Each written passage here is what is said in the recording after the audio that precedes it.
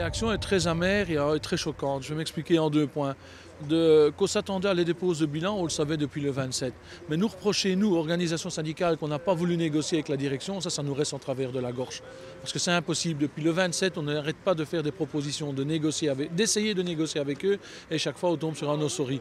Alors nous reprocher que c'est de notre faute à nous qu'on ferme la société, on ne peut pas l'admettre. Être traité comme on est traité aujourd'hui est plus qu'insupportable. Et je crois que le mot colère est très, très petit comparé à ce qu'on ressent. Pour vous, il y a encore des choses à sauver?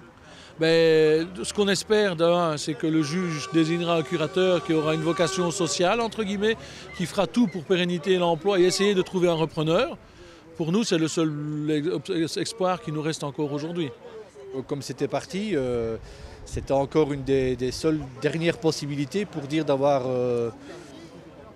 une sortie assez, je vais dire, assez honorable pour nous, quoi, parce que bon, plier à leurs exigences, ça voulait dire quand même une perte assez considérable de personnel. Mais à ce moment-là, en statut ouvrier, donc c'était pas intéressant pour nous. Du côté des syndicats, comment prend-on un peu les critiques qui viennent de la direction? Les critiques, elles sont très mal prises dans le sens où nous avions fait des avancées, nous avions fait pas mal de concessions et elles n'avaient été à chaque fois foulées aux pieds par la direction en disant non, non, non, c'est ce que nous mettons sur la table, globalement, ou rien. Donc, quelque part, on n'a rien su faire. On a su subir et puis après, accepter le fait qu'il ne faisait aucune concession et que c'était ça ou rien, encore une fois.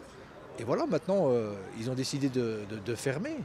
Et on était pris dans un étau, nous autres, on ne savait rien faire.